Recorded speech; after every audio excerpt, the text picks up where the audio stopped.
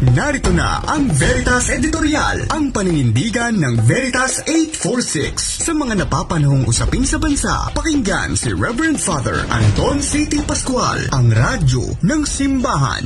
Veritas Editorial. Mga kapanalig, ilang barikada pa kaya ang itatayo ng mga residente ng bayan ng Dupax del Norte sa Nueva Vizcaya upang protektahan ang kanilang komunidad laban sa pagmimina? Agosto noong nakaraang taon, nang bigyan ng Mines and Geosciences Bureau ng DNR ang Wogel Corporation ng exploration permit sa naturang bayan. Mahigit 3,000 ektarya ng lupain ang sakop ng permit. Agad umaksyon ang mga residente. Nagtayo sila ng mga barikada. Wala raw isinasagawang konsultasyon sa kanila kaugnay ng mining exploration.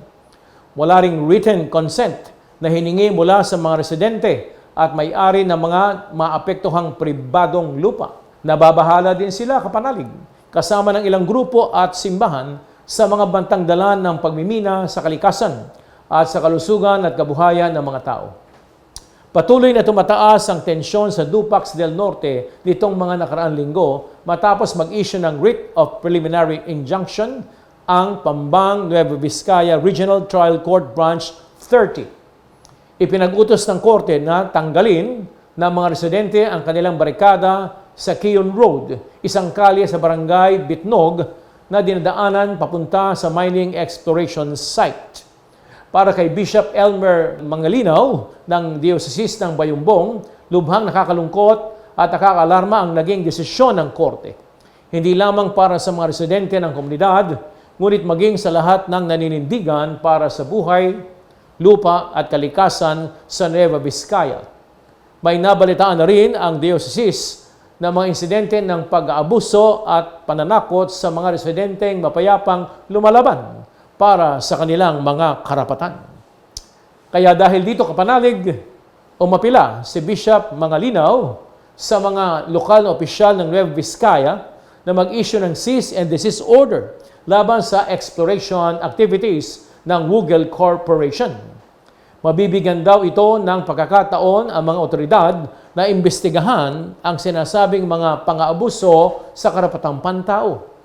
Panahon din ito para pigilan ang pagsira sa kalikasan ng nasabing probinsya, di po ba?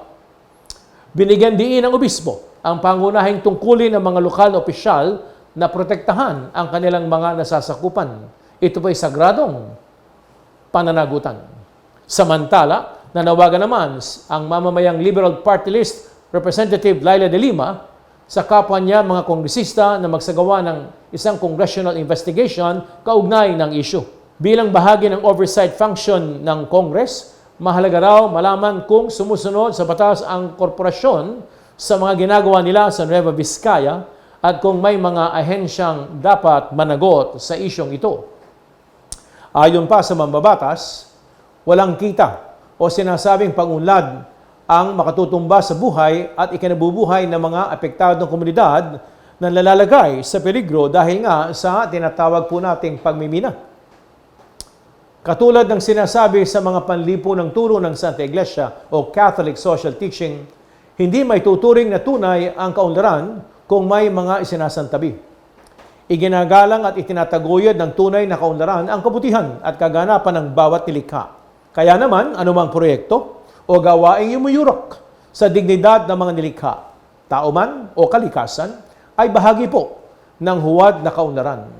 Walang katumbas na pera ang maaaring pumantay sa dignidad ng tao at ng sanilikha. Ang pagkasantabi sa mga tao at mga pagsira sa kalikasan ay paglapastangan po sa napakabuting nilikha ng Diyos, ayon nga sa Genesis 1:31. Kung pagmamasdan kaya ng Diyos ang kalagayan ng lahat ng kanyang nilikha, matutuwa kaya siya? Kung makikita niya ang nangyari sa Nueva Vizcaya at sa marami pang lugar na itinataboy ang mga tao sa ngalan ng kita, masasabi ba rin kaya niyang napakabuti ng kanyang mga nilikha? Kaya mga kapanalig, hindi na huli ang lahat para sa mga kababayan natin sa Dupax del Norte.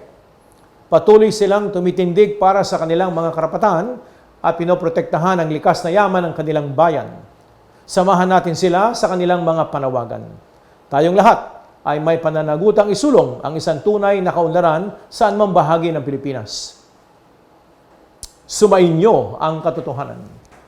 Inyong napakinggan ang Veritas Editorial. Ugaliing pakinggan ng Veritas Editorial kasama si Reverend Father Anton C.T. Pascual. Veritas Editorial.